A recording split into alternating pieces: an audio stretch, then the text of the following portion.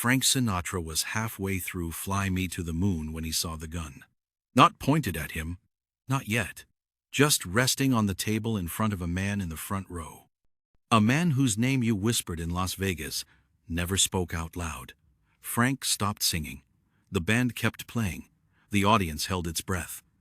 And then Frank Sinatra did something that would either make him immortal or get him killed. He walked straight toward the mobster and looked him dead in the eyes. What happened next became the most legendary moment in Las Vegas history. To understand what happened that night, you need to understand Las Vegas in 1963. It was not the family-friendly tourist destination it is today. It was a city owned and operated by organized crime. The casinos, the hotels, the shows, everything ran through the mob, and everyone knew it. The Sands Hotel, where Frank Sinatra performed regularly, was partially owned by crime families from Chicago and New York. The entertainment industry and the underworld were so intertwined that separating them was impossible. You performed, you entertained, you kept your mouth shut, and you never ever crossed the men who really ran the town. Frank Sinatra understood this better than anyone. He had grown up in Hoboken, New Jersey, a place where organized crime was just part of the landscape. His uncle had connections to the Genovese family. His mother, Dolly, operated in political circles that overlapped with men whose business interests extended beyond legitimate enterprise. Young Frank learned early that success in the nightclub business required accommodation with certain powerful interests. He knew these men. He knew how they thought. He knew what they were capable of. And he knew that in Las Vegas, you survived by knowing your place. But Frank Sinatra also had something that most people did not have. He had a complete refusal to bow to anyone. On stage, Frank was untouchable, not because he was arrogant, but because he genuinely believed he had earned his position through talent and determination. He was there to sing, to entertain, to give audiences something magical. If you did not like it, that was your problem. This attitude had served him well throughout his career. He had survived career collapses, romantic scandals, and political controversies. He had won Academy Awards and sold millions of records. He was the chairman of the board, the voice, the most famous entertainer in America. But on September 14th, 1963, that confidence would be tested in a way that nobody could have predicted. The trouble started 2 weeks earlier. Frank was in his dressing room at the Sands preparing for his evening show when there was a knock at the door. His assistant opened it. Standing in the hallway was a man in an expensive suit. Frank recognized the type immediately. The man said that Mr. Giancana would like to speak with him after his show tonight, in private. Frank looked up from the newspaper he was reading. He told the messenger that he was pretty tired after shows these days and that maybe another time would work better. The man's expression did not change. He said that Mr. Giancana insists. Sam Giancana was not just connected to organized crime. He was the boss of the Chicago outfit, one of the most powerful crime organizations in America. He controlled gambling, prostitution, and labor racketeering across the Midwest. He had connections to politicians, movie stars, and even the Kennedy administration. When Sam Giancana wanted to meet with you, you met with him, period. But Frank stood up and walked over to the door. He looked the messenger directly in the eyes. He told him that Frank Sinatra does not take meetings with people who send messengers. If Sam wants to talk to him, he can come to his dressing room himself and ask nicely. The messenger stared at Frank for a long moment. Then he nodded slowly and said he would deliver the message. After he left, Frank's assistant was visibly shaken. He asked Frank if he knew who that was, if he understood that he could not just blow off Sam Giancana like that. Frank shrugged and went back to his newspaper. He said he could, and he did.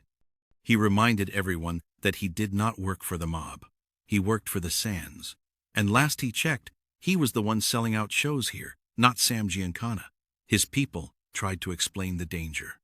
Giancana was not a man who accepted refusal gracefully. He had a reputation for violence that made other mobsters uncomfortable. The next night, September 5th, Frank performed his usual show. Afterwards, the same messenger appeared at his dressing room. He said that Mr. Giancana is waiting downstairs and would like to speak with him now. Frank was taking off his bow tie. He told the messenger to tell Sam that he already left for the night. The messenger pointed out that Frank was right here. Frank smiled and said he could have sworn he left 10 minutes ago. The messenger's jaw tightened. He said that Frank did not understand. Frank interrupted him. He said he understood perfectly. He understood that he just worked his ass off for 2 hours entertaining people, that he was tired, and that he was going to his room to have a drink and go to sleep. Frank told the messenger he could stand there and argue or deliver the message. The choice was his. The messenger left without another word. Frank's manager was beside himself.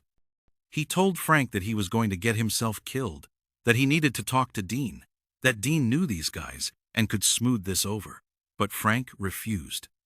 He said he was not getting Dean involved in this, and he was not meeting with some boss who thinks he can snap his fingers and Frank will come running. He reminded everyone that he was Frank Sinatra. He did not run for anybody. His pride was legendary, but this time it might get him killed. On September 13th, the day before the incident, word started spreading around the sands that Sam Giancana was furious, very furious. Casino staff who worked with the mob quietly warned Frank's people that he needed to make peace, but Frank still refused to meet. That evening, his manager came to his dressing room, begging him to just take the meeting. 5 minutes, that was all. Frank asked what Giancana wanted. His manager hesitated. He said he was not sure, but he heard it had something to do with some business arrangement, something about the Calneva Lodge that Frank partly owned. Apparently, there were questions about certain guests who had visited the resort. Frank laughed.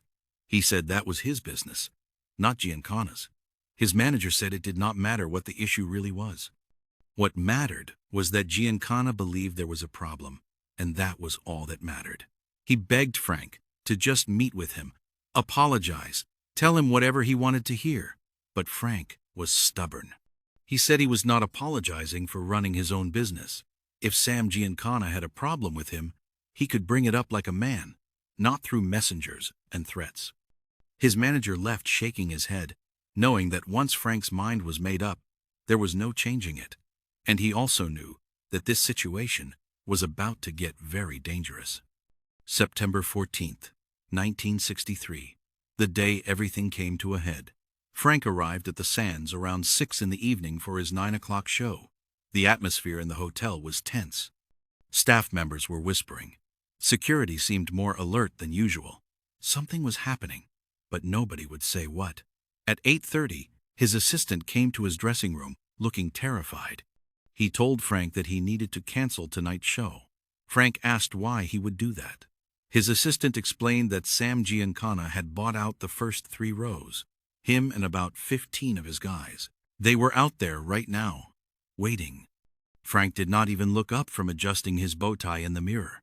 He pointed out that they paid for tickets, which made them audience members like anybody else. His assistant said this was not a joke. They were not there to watch him sing. They were there to send a message. Frank finished with his tie and turned to face his assistant. He said he guessed he better put on a good show then.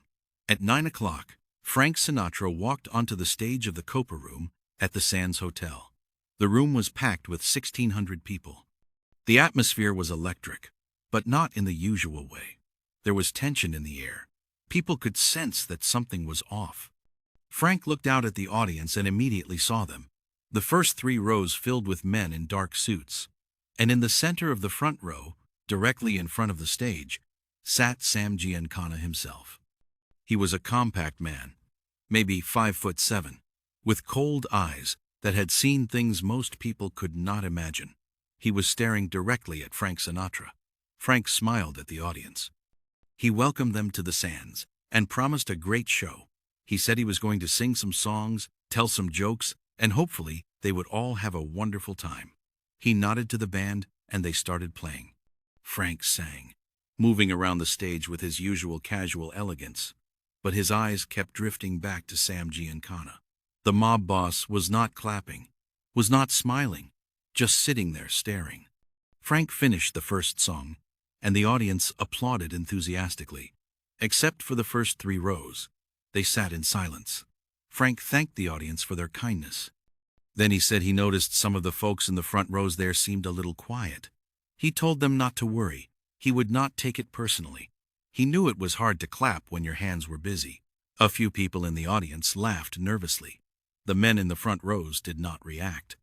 Frank moved into his next song, Fly Me to the Moon. About halfway through, Sam Giancana reached into his jacket. Frank saw the movement, and his voice faltered for just a second. But Giancana was not pulling out a gun to fire. He was pulling out a pistol and placing it deliberately on the table in front of him. The weapon sat there, gleaming under the stage lights, visible to everyone nearby. Then Giancana did something that made the entire room uncomfortable. He made a gesture. A simple gesture, but one that was unmistakable. He drew his fingers slowly across his throat. Frank saw it. The band saw it. People in the nearby tables saw it. A murmur went through the crowd. Frank stopped singing. The band continued for a few more bars before trailing off into silence. Frank stood at center stage, looking directly at Sam Giancana. The room was completely silent, 1,600 people holding their breath. And then Frank did something that nobody expected. He smiled. He told the crowd they were going to take a little break from the planned program. He said there was a gentleman in the front row who seemed to have something he wanted to express. And Frank being Frank, he was all about giving people a chance to express themselves. He started walking toward the front of the stage. The audience tensed. Sam Giancana sat perfectly still, but his eyes narrowed. Frank reached the edge of the stage and looked down at the mob boss. He said he noticed Giancana had been sitting there making gestures at him all night. He was not sure if he was trying to tell him something or if he was just practicing his sign language, but either way, it was a little distracting. The room was dead silent. Nobody moved. Nobody breathed. Frank continued. He said, here was what he was thinking. If Giancana had something to say, why did he not come up here and say it? In fact, Frank knelt down at the edge of the stage and extended the microphone toward Sam Giancana. He asked why he did not come up here and sing. He said Giancana seemed like he might have a nice voice. What did he say? Sam Giancana stared at Frank for a long moment. His face was expressionless, but everyone who knew him knew that this was the most dangerous moment.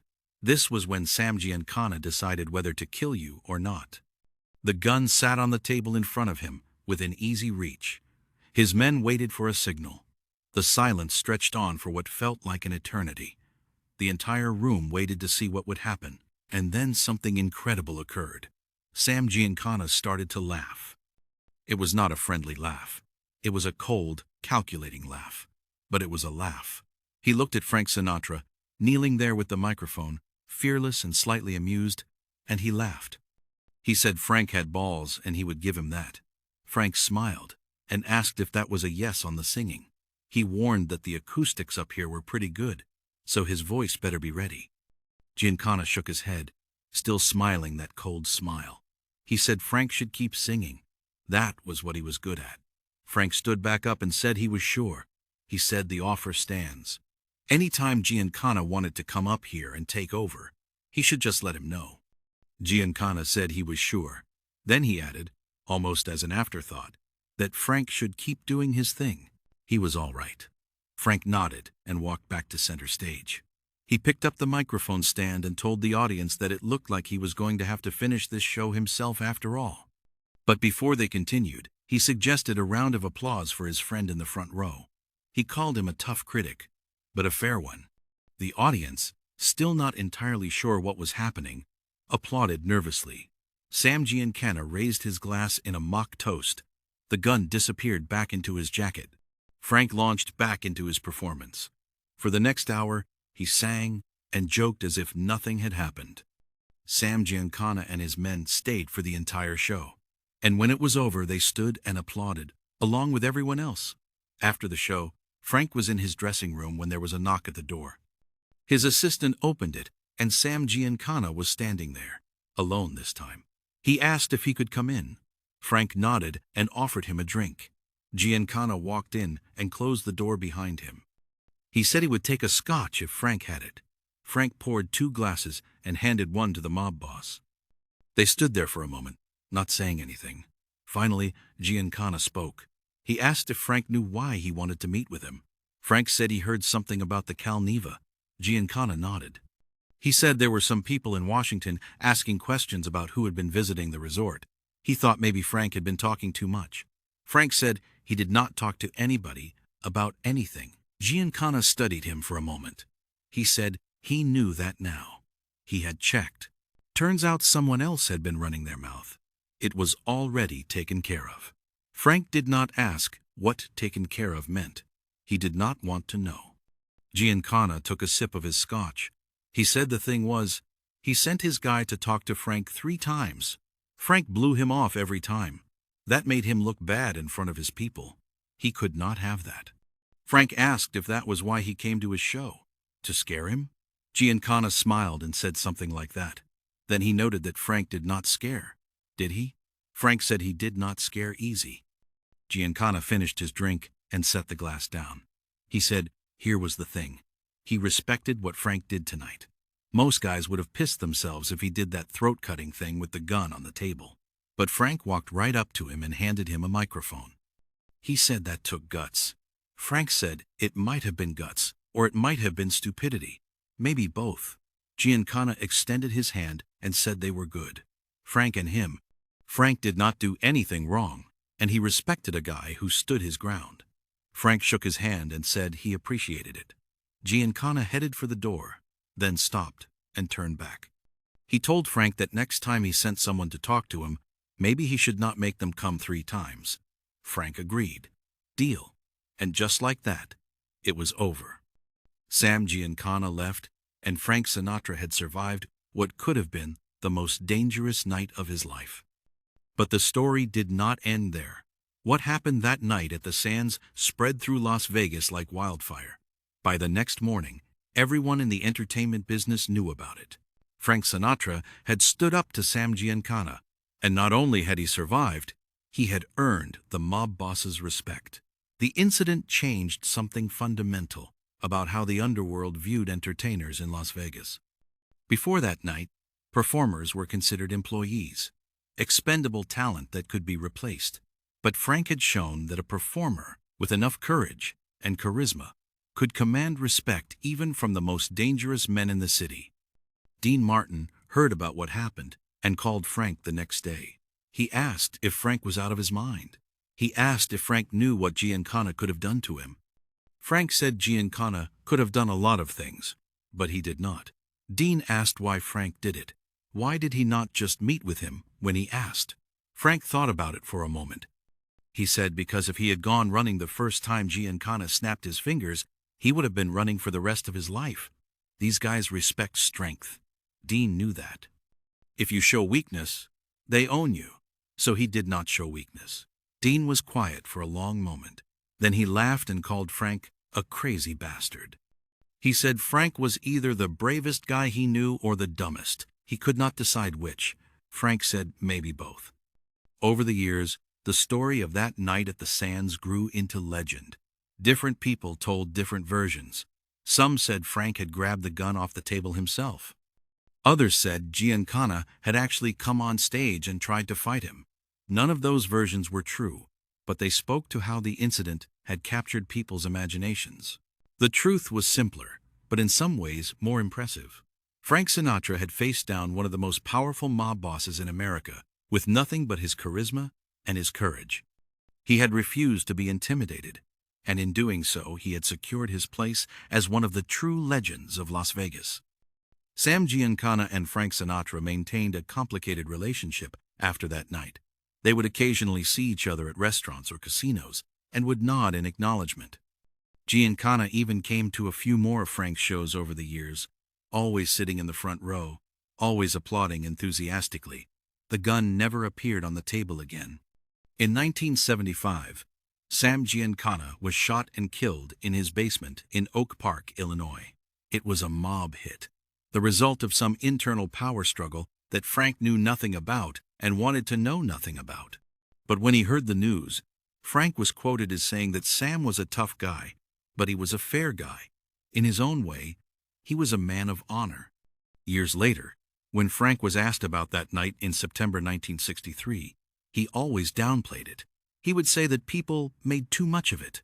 He just did not want some guy in the front row ruining his show. So he addressed it.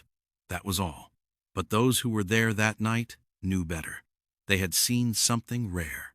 A moment when courage and composure in the face of genuine danger turned a potentially deadly situation into something else entirely. A moment of mutual respect between two men from completely different worlds. Frank Sinatra built his entire career on appearing cool and unflappable. But that night at the Sands, it was not an act. He really was that cool. He really was that unflappable. And he really was that brave. The microphone he offered to Sam Giancana that night at the Sands became a symbol of something larger.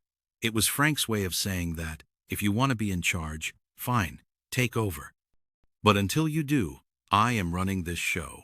And Sam Giancana, one of the most dangerous men in America, had recognized that courage and respected it. That is the real story of the night a mafia boss threatened Frank Sinatra on stage. No gunfight, no dramatic escape. Just one man refusing to be intimidated and another man respecting him for it. In the end, that is what made Frank Sinatra a legend. Not just his talent, not just his charisma, but his absolute refusal to bow to anyone, no matter how powerful or dangerous they were. Frank Sinatra was the chairman of the board, and on September 14, 1963, he proved exactly why he deserved that title.